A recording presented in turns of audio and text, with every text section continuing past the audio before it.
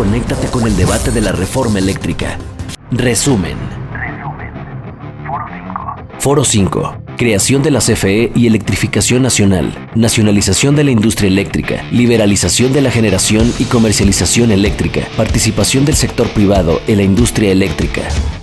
El día de hoy agradecemos la presencia de 6 ponentes.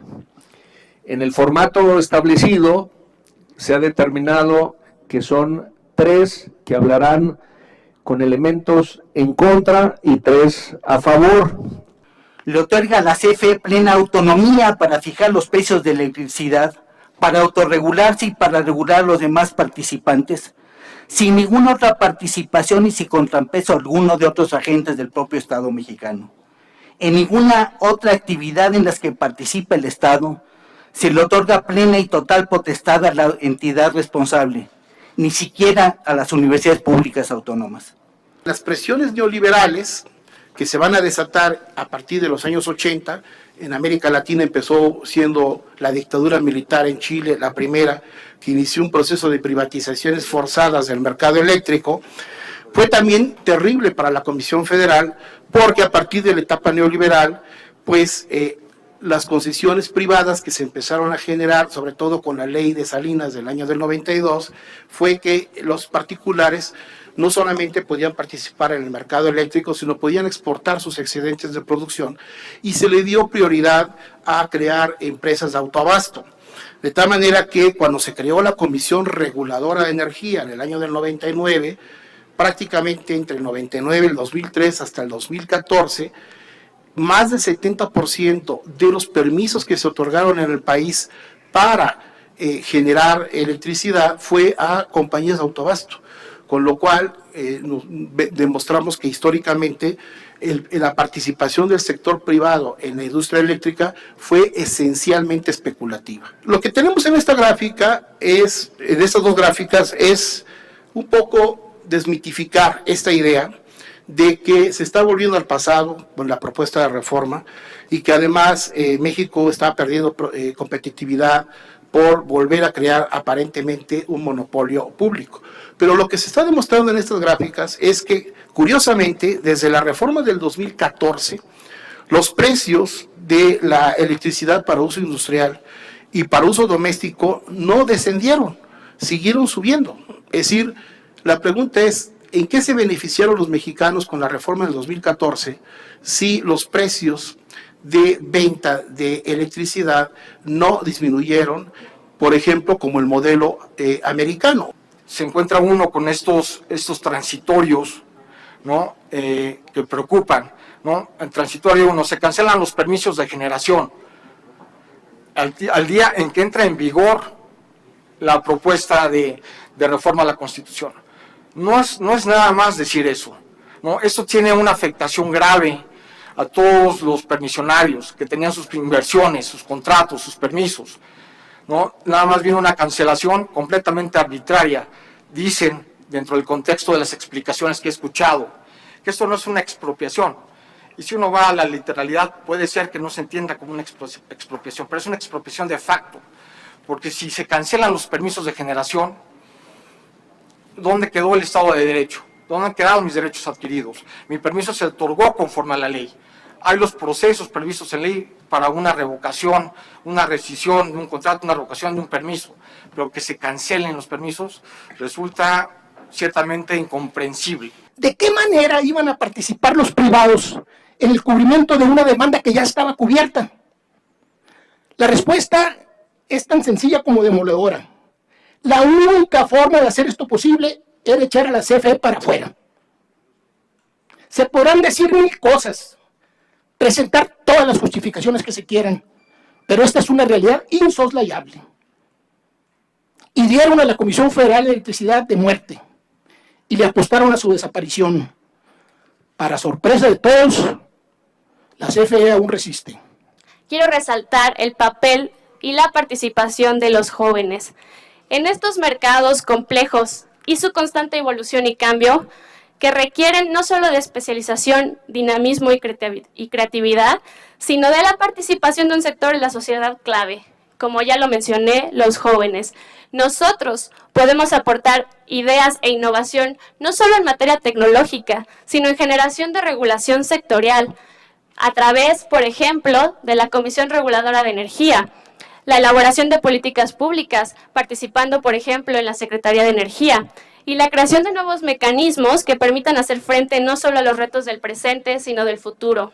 Finalmente, debemos enfocarnos en obtener seguridad y no soberanía energética, es decir, un acceso universal a energía asequible, segura, sostenible y moderna, que además nos permita combatir el cambio climático, y para ello no requerimos esta reforma. Esta reforma sí tiene visión de futuro y se va a llevar desde la Comisión Federal de Electricidad. Y la Comisión Federal de Electricidad no es un órgano aislado de la sociedad, es parte del Estado mexicano. La transición energética va a estar orientada desde la Comisión Federal de Electricidad y está en la reforma.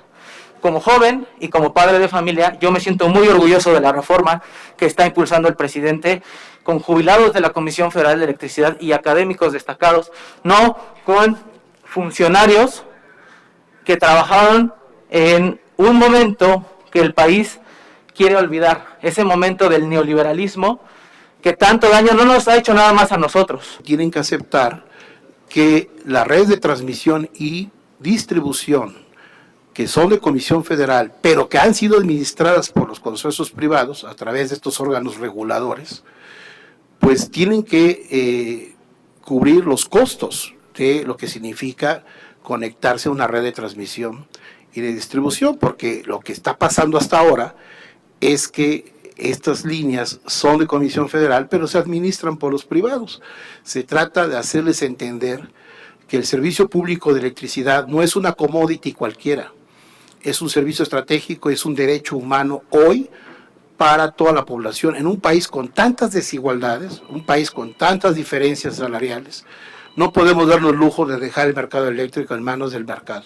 Entonces, tiene que haber un mecanismo de regulación. Obviamente va a tener que haber ajustes, seguramente va a haber indemnizaciones a contratos que se van a cancelar, eso se tendrá que negociar en los comités que se estipulen para el caso, pero estos son los paradigmas de los que va a partir la reforma constitucional.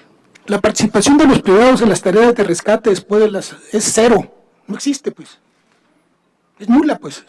O sea, cuando un temblor, un huracán llega a algún lado, la comisión se empieza a preparar, la Comisión Federal de Electricidad en exclusiva se empieza a preparar de antes, a mover trabajadores, a llevar recursos, a llevar cables, a llevar torres, La comisión se encarga del asunto, no participan en nada. En primer lugar, CFE no va a desaparecer. En segundo lugar, CFE es la que proporciona el servicio de alumbrado público que se cobra a través de los municipios. Aquí los privados no tienen intervención, no tienen la facultad de cobrar ese servicio, salvo que sea el caso de que alguno de los municipios haya decidido ser un usuario calificado, tenga contratado a un suministrador calificado, y en ese caso lo hizo para obtener mejores precios o mejores condiciones para el servicio del alumbrado público.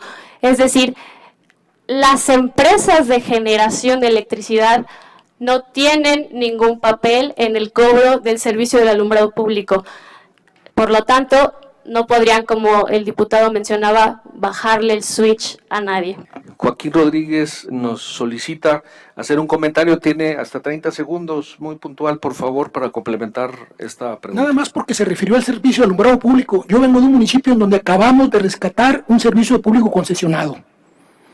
Y el servicio se le pagaba a la compañía 14 millones de pesos mensuales, un servicio que a nosotros nos costaba 2. Las ventajas, creo que las resumí muy rápido, han sido que el Estado mexicano históricamente ha logrado consolidar el servicio público de electricidad como un servicio estratégico. De hecho, está todavía en la Constitución, a pesar de la reforma del 2014, está en la Constitución, artículo 27 constitucional, que el servicio público de electricidad es un servicio estratégico. Eso ha sido una gran ventaja porque le ha permitido al Estado mexicano en el largo plazo tratar de tener una cobertura del sistema eléctrico nacional cercano al 100%. Repito, en un país con tantas desigualdades, con tanta pobreza acumulada históricamente, el Estado mexicano ha sido el único órgano garante de que la electrificación permita sacar de situaciones de alta marginación a grandes sectores de la población marginal del país. Ahora bien, ¿cuáles han sido las desventajas?